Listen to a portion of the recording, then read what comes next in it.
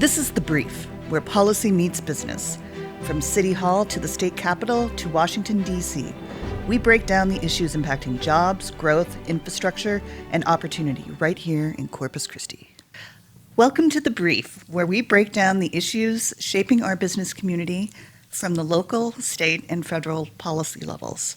My name is Ginny Cross. I'm the VP of Government and Community Relations for the United Corpus Christi Chamber of Commerce. And today we are welcoming David Loeb. He is the CEO of Landlord Resources. He is a Mar College Regent, former City Council member, and all-around knowledgeable fellow. Thank you for having me. Absolutely. This is going to be fun. So the topic du jour remains water and Inner Harbor desal.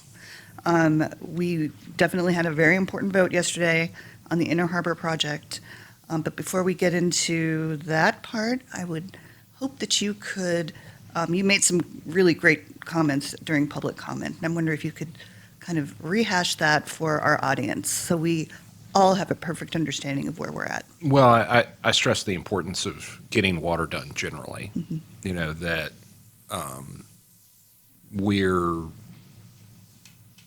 we had the first mention from the city manager yesterday that curtailment is a question of when, not a question of if. And so there had been a lot of discussion at the council level about projects to do and not do based on whether they would avoid curtailment. And there's long been thinking amongst the people who can do math and have realistic projections of how long water projects take that we were really discussing how long we're going to be in curtailment and how severe curtailment will be. And so I tried to impart upon them that this is a disaster, and in disasters you need to, triage and solve the problem rather than sit and say, oh, how much does this one cost versus how much does that one cost? And it's, I pay rates and taxes like everybody else, but the worst thing that can happen to those is that we don't have enough water and we start shedding people and businesses because water is something that everybody needs to operate or live their life. And so, there will be medical and health elements to this. If we don't have enough water, people will have to leave town to get treatment. Mm-hmm. Some will, based on their conditions, will have to go out of town for the duration of that or forever, depending on what their condition is. And so that is not a tenable place to be, and it's not, you don't have that conversation in the context of, well, is this one 5 or 10% more expensive or less expensive? It's, you need to solve the problem. And seemed to go over pretty well, but I think they're, I think they took the step in the right direction. I'm still concerned about what happens when they come back and they need to actually spend money. This vote was voting to negotiate a contract, not sign and execute that contract. Right. And so I think the big one comes in a month or so. So if Tropical Storm Ginny does not come this summer and fill our watershed, what does curtailment mean for most businesses, most residents? So what curtailment, and they haven't really defined that yet, and that's been that's been a source of a lot of insecurity of a lot of businesses. What I've heard lately is their idea is to set a baseline water use for each customer class, so residential, commercial, industrial, and then take a cutoff point of, say, if we need to reduce water use 30%, say, okay, the top 30% of use. So in residential, if there's you know, five houses and everybody uses 4,000 gallons and you needed to cut 30%, you'd say, you know, the top 6,000 gallons of use gets this extra charge. And I think the ordinance says, you know, it's $6 per thousand. So it's basically you double somebody's water rate once they use over a certain amount of water. In the ordinance that exists now, there's the capability for people to go in and ask for a variance of that. You know, health and safety are supposed to be exempted, so there's a bunch of questions on what constitutes a health and safety exemption. You know, is any medical a health, or does it require, you know, is it only life-saving? You know, this is a lot of the kind of stuff we talked about during COVID. Right. And, you know, I said, you know, I've got an office building that has some, you know, medical uses in it, has some public safety uses in it. It uses a chilled water air conditioning system. If I'm not supposed to use above that level, do I, you know, can I get an exemption based on that or not? Right. And then the question becomes whether that upcharge is enough to actually knock use down to a level where people can, where we have enough water to meet demand. Now, part of the good idea of that is that, particularly on user classes like residential, where everybody's kind of the same, if you don't have something like a surcharge like that, and you do get use to drop 30%, if you just say, okay, we're telling everybody you got to cut use 30%, there's going to be some people that do and some people that don't. Mm-hmm. And so another purpose of the surcharges is to make up the revenue loss from the fact that you're selling 30% less water, and to put that on the people who are using the most water and not put it on the people who have successfully conserved or were not using that much water in the first place. But like with anything, kind of it's a pretty ham-fisted way to do it. Yeah. You know, I'd prefer that we as a community have enough water for everybody to live their lives and run their business how they want, and they pay based on how much they use. And, you know, I'd love for it to be inexpensive, but, you know, as we use more collectively, it gets more expensive. Yep. Well, I know yesterday there was a lot of discussion on the cost of Inner Harbor desal and how it would affect the ratepayers. Right. It seems to really be scaring some of the council folks, legitimately, but I kind of feel like we're in a situation now where it's going to be expensive, plentiful water or expensive, scarce water. Right. That was one of the things I said, because they got in that, and I actually tossed out my written comments, which would have addressed what I'm going to say next. But losing customers and losing gallons of water is more expensive for the remaining customers than adding new water. Right. I do the math. I get I have a couple meters where multiple tenants are on it, and under state law, I have to split up that bill accurately and fairly. Mm-hmm. And so I have to know how the city's billing system works in order to do that. And so I can do the math myself. And if instead of doubling the water supply and doubling rates that way, we have the water supply and have the number of customers, the damage to the remaining customers and cost is worse under the cutting back. Right.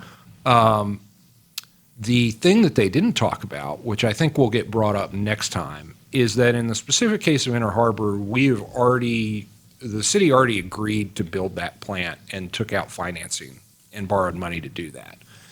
And what got discovered when the council asked, well, what do we have to do to unwind this and get out of it, is that the cost of doing that falls only on inside city limit treated customers. So it's, small businesses and residents in the city.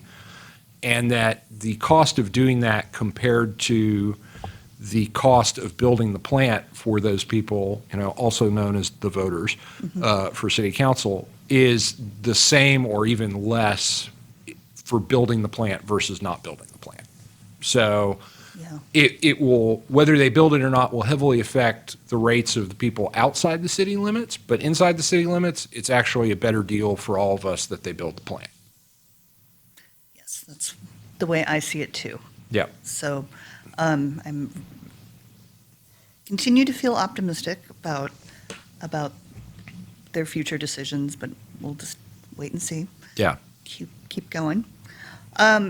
Anything else you'd like to add to the water conversation at this point? I don't know. No, I mean, I think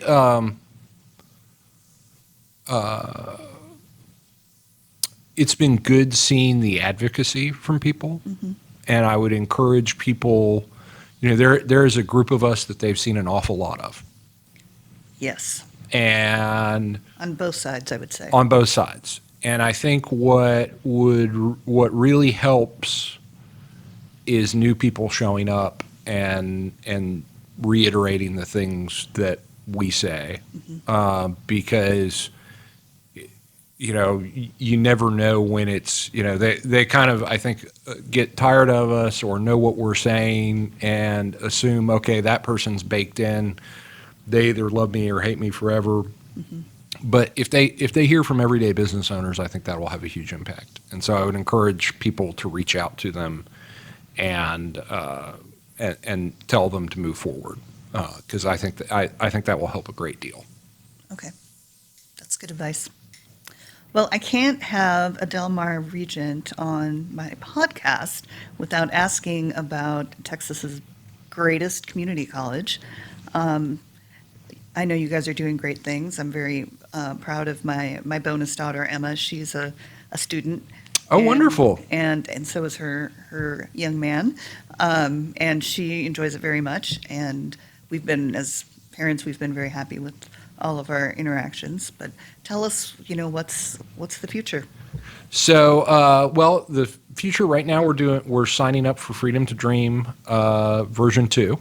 And that is our program where in tax district students, which is essentially if you live inside the city of Corpus Christi, you're in our tax district, are able to attend full-time, and we waive tuition and fees. Oh, wow. For all of our credit programs, and this year we've added some of our non-credit programs.